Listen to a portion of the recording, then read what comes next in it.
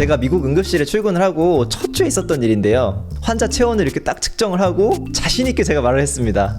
Your temp is 36.8. 그런데 환자가 저를 보더니 이렇게 말하더라고요. 30 what? 말하고 나서야 들었던 생각이 미국은 섭실 안 쓰지.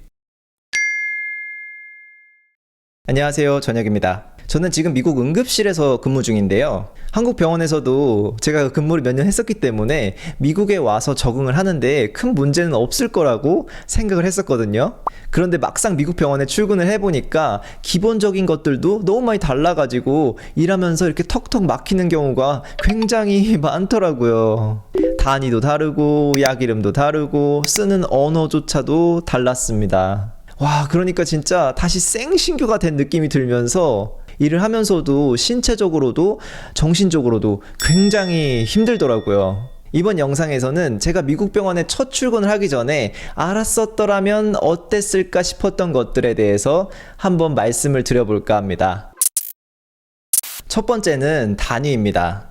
다들 흔히 말하는 것처럼 습관이 진짜 무섭다고. 저는 처음에 미국 병원에 출근을 했을 때 환자분 체온을 측정을 하고 환자분한테 섭씨로 이렇게 알려드렸던 적이 굉장히 많았었습니다. 한국에서는 36.8도라고 하면 환자분들이 거의 바로 알아듣잖아요. 그런데 다들 아시겠지만 미국에서는 화씨를 씁니다. 그래서 환자 입장에서는 아마 대체 이 사람이 무슨 소리 하는 거지? 이런 생각이 들었을 것 같습니다. 그때마다 다시 화씨로 고쳐 말해줘야 돼가지고 일을 2배로 하는 느낌이 들더라고요. 그리고 체온만 그런 게 아니었습니다. 몸무게는 킬로그램이 아니라 파운드, 키는 센티미터가 아니라 핏인치, 거리는 미터가 아니라 피트. 처음 한 달은 진짜 간호사가 아니라 인간 단위 변환기처럼 살았습니다. 환자 몸무게를 들어도 이게 대체 어느 정도인지 감이 하나도 오지 않고, 키를 들어도 대체 어느 정도 되는 건지 짐작이 가지가 않더라고요. 진짜 별거 아닌 것 같지만 근무 중에 이런 작은 것들이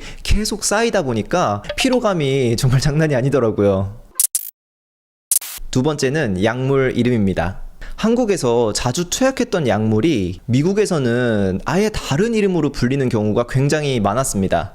한 번은 구토 증상이 진짜 심한 환자가 응급실에 온 적이 있었는데요. 의사 선생님께서 저한테 Giving 4 of Zofran 이렇게 말씀을 해주셨습니다. 그런데 저는 그 순간 조프란이 대체 뭐지? 여기서부터 막혀버린 겁니다. 물론 실제 투약은 전산 오더를 확인하고 투약하긴 했지만 처음에 그 말을 들었을 때는 그 약 이름 하나 때문에 머리가 진짜 하얗게 변하더라고요. 나중에 알고 보니까 조프라는 온단세트론이었습니다. 한국에서도 자주 썼던 약인데 아예 다른 이름으로 들으니까 완전히 새로운 약처럼 느껴지더라고요. 그리고 환자들이 집에서 먹는 약을 물어볼 때도 비슷한 일들이 있었습니다. Do you take any medications at home? 이렇게 물어보면 환자분들이 미국에서 흔히 먹는 감기약, 알러지약, 위장약, 그리고 수면보조제 등등등 이런 약들을 줄줄줄줄 말씀해 주시는데 타이레놀이나 에드빌 정도는 눈치껏 제가 알아듣겠는데 그거 이외에는 이게 대체 무슨 약이지? 싶은 게 진짜 많았습니다. 그래서 이렇게 들리는 대로 한글로 이렇게 받아 적어 놨다가 구글 검색을 하거나 AI한테 물어봐가지고 겨우겨우 전산에 입력했던 기억이 납니다. 한국에서 나름 병원밥 좀 먹었다고 생각했었는데 미국에 와서 겨우 약 이름 하나 때문에 이렇게 애먹을 줄은 정말 상상조차 못했습니다.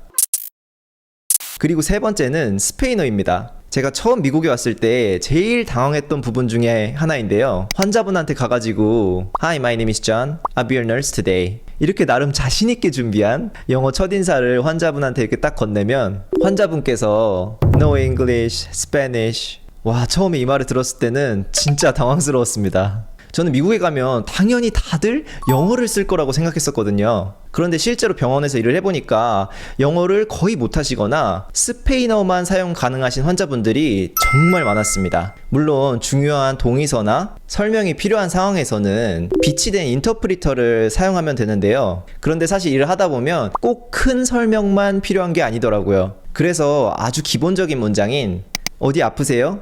잠깐만 기다려주세요. 움직이지 말아주세요. 이 정도 문장 정도는 스페인어로 알고 있으면 굉장히 좋더라고요. 처음에 근무를 시작했을 때는 이렇게 스페인어를 알고 있어야 된다는 생각조차도 해본 적이 없어가지고 근무를 할 때 애를 많이 먹었던 기억이 납니다. 요즘에는 그래서 틈틈이 스페인어를 조금씩 공부하고 있기는 한데요.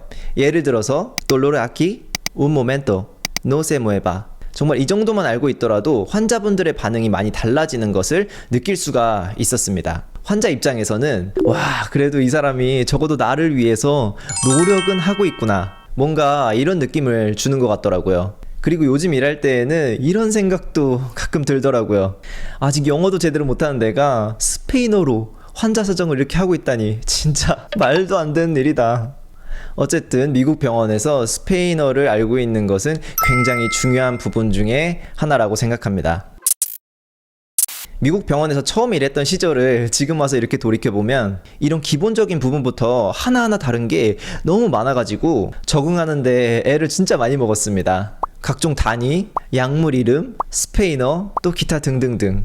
진짜 너무 기본적이라서 누가 알려주지는 않는데 막상 근무 중에는 계속 사용해야 되는 그런 것들 말입니다. 그러던 어느 날 들었던 생각이 뭐냐면, 내가 처음에 왔을 때 이런 것들이 한눈에 보기 쉽게 정리된 자료가 있었으면은 조금 덜 헤매지 않았을까? 미국 병원에 첫 출근을 앞둔 누군가에게 작게나마 도움이 되는 자료가 있었으면 적어도 그분은 제가 겪었던 이런 말도 안 되는 시행착오들을 조금은 덜 겪을 수 있지 않을까, 이런 생각을 해봤습니다. 그래서 제가 처음에 미국 병원에 출근했을 때부터 지금까지 제가 찾아봤던 것들, 또 근무 중에 바로바로 확인해보고 싶었던 그런 것들을 한눈에 보기 쉽게 모아봤는데요. 처음에는 그냥 제가 보려고 이렇게 정리해놨던 것들인데 생각보다 저처럼 이렇게 헤매는 분들이 굉장히 많으실 것 같아가지고 작은 카드 형태로 만들어보게 됐습니다.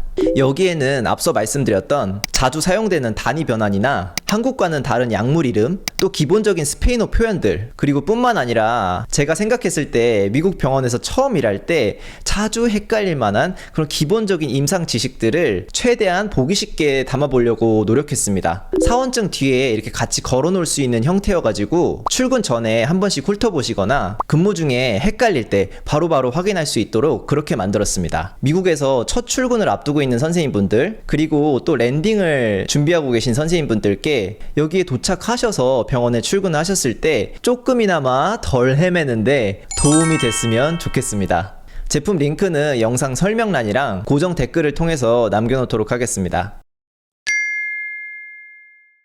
그럼 오늘도 영상 끝까지 봐주셔서 감사드리고 저희는 다음 영상에서 또 보죠.